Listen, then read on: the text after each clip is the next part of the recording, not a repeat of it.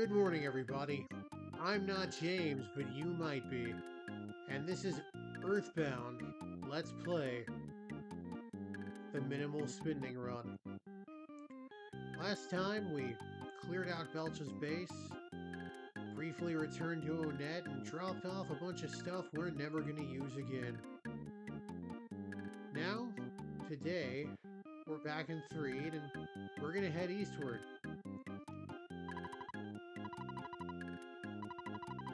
Runway Fire.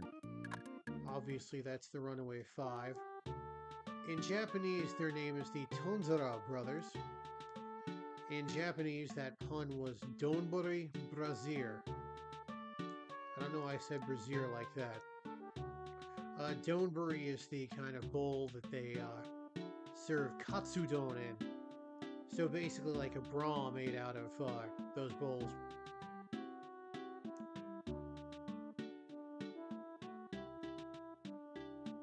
Anyway, solid wordplay on both sides of the pond.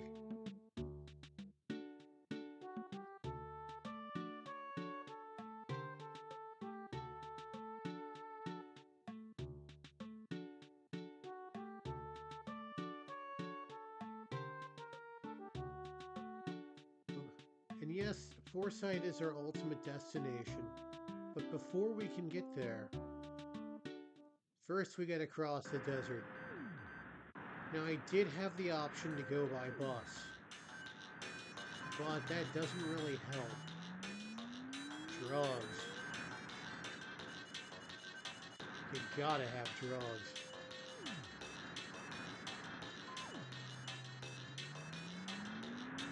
See? This is why taking the bus doesn't work. I'm usually a supporter of public transportation, but not in this case. Mole playing rough. This mole is here for a very specific reason. And it's not for the ambiance. See, the game is very kind. While you're riding a bus... So many butterflies these past couple episodes. Wow. Anyway, when you're on a bus, the game very... Ooh, double burger. The game very conveniently turns off monster encounters. Now, normally, you board the bus. Ooh, Paula got sunstroke. Ordinarily, you board the bus, you disembark from the bus, and things progress normally. But since your bus ride gets interrupted, as far as the game is concerned, you're in a state where you literally cannot encounter monsters. So they put that mole there, which it'll appear regardless of your monster on-off status, as kind of a flag resetter. So you can, so the game will know, hey, it's time to encounter monsters again. Oh, okay, that's a UFO. I thought that was another flying thing that I don't want to deal with. And I got a green swirl, so free turn. Skeletons aren't difficult to get rid of, but they're also able to poison you and can deal a little damage. Cute little UFOs aren't too bad. Oh goody! Ness is homesick again. And the teddy bear lasted all of 2 hits. I believe these, I don't know if that's from the Skelpion or the cute little UFO. Some UFOs will only ever give you like specific drinks. Okay. Oh no. Alright, this guy hits pretty hard, but I'm a bottle rocket him, because it's worth it. Or that works too. Look at that experience hall, ladies and gentlemen. Look at it. This run has been unfathomably lucky for me. The multiple 1 in 128 items, the just storm of butterflies, and now this.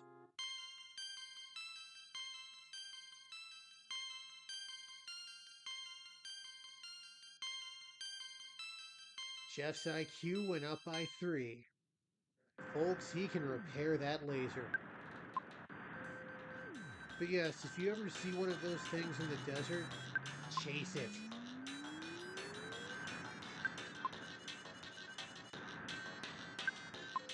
Let's see, what else is noteworthy about the desert?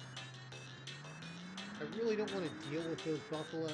They're pretty durable, and they really don't give all that much experience.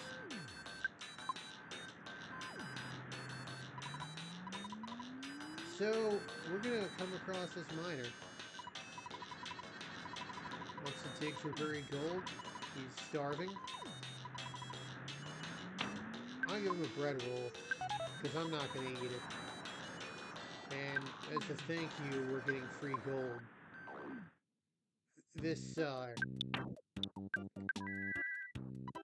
obviously may, work different in real life. You can stay in this tiny little house. And you got a free hill spot. So this is actually a pretty good place to grind. I'm not going to grind here, but it's a solid place to do it. The only thing that, in my mind, keeps it from being an excellent place to grind is the fact that you're not that close to a hospital if a monster gets the jump on you. There is a hospital at Forside, one town over, but it's a bit of a hike.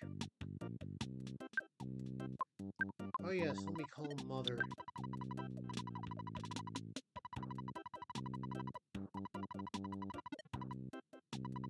There we go. But yes, not a lot much to say about the desert. There are some other treasures that I missed, but none of them are really like blow your pants off awesome. And as for the monsters, well, I didn't want to deal with the buffalo because they're very durable and annoying. Oh. Upgraded dog, that's a desert wolf. It can poison you. The crested buka can shout a war cry, but that's about it.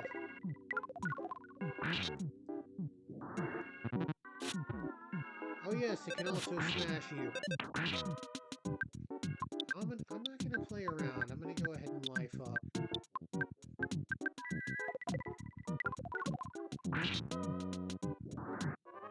Thankfully, a lot of monsters around here are very weak to freeze.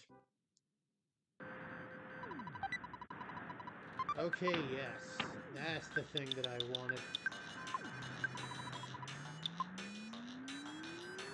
Let's see. Oh, okay. I didn't go far enough to the right. That was the problem. I'm gonna go ahead and just,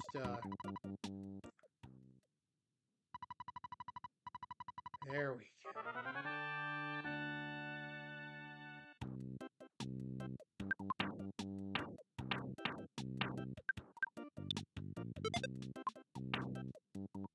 Jeff should not be this much stronger than Ness. Just so we're clear.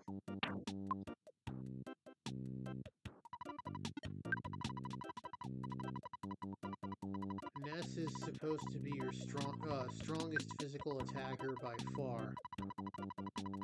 So it sort of forces him to kind of a almost mage role. Except he has a insane amount of HP. Yeah, those buffaloes are durable, they got a lot of HP, but they don't give a lot of experience. I feel like fighting them isn't worth it. There's also a monster in the desert called the Smiling Sphere that will absolutely eat your lunch. It uses PSI fire on the regular, and it explodes when defeated. Later on, there will be a palette swap of it that is actually worth fighting for a reason, but the Smiling Sphere? No, just run from those things. Even the experience isn't worth it.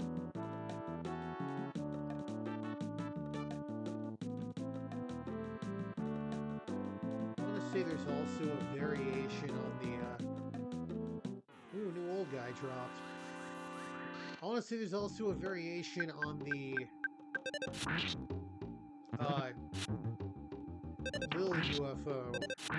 There's the cute little UFO, and the, just like a, I think, high-class UFO. Maybe high-class UFOs later, but there's another kind of UFO in the desert, if I recall. I have been getting so many butterflies this run. It's obscene.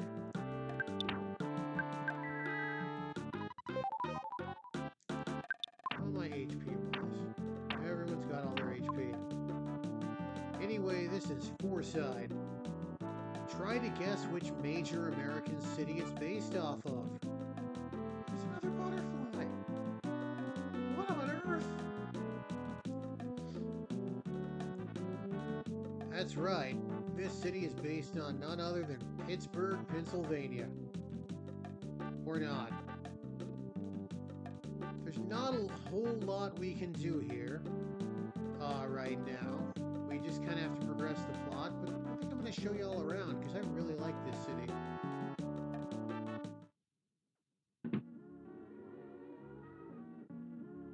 Kind of a little dive bar, or dive cafe, because, you know, we can't have children drinking. In the original, this was called Boris's Bar. Here it's Jackie's Cafe. I don't know the significance of those two names. That music playing is... There's a little bit of the Little Rascals theme in there. Yeah, this soundtrack does a bit of sampling, which makes me love it all the more.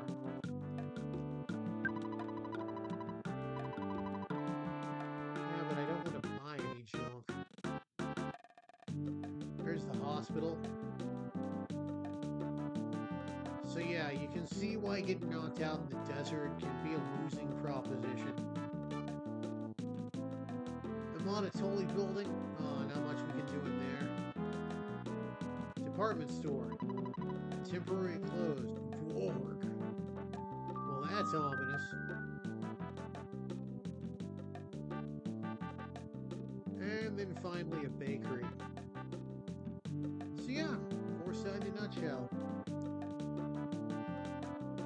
There are a few enemies about, one of which is the Mad Taxi. I thought the gag of a taxi just coming right after you was a little exaggerated until I went to New York myself and took a ride on a cab. And man, if those guys don't know how to just use every inch of available space on the road, it's remarkable. But yes, I've been to a lot of different cities. I've been in a lot of traffic jams. Downtown New York traffic is without exception, that's the word, the absolute worst I have ever encountered.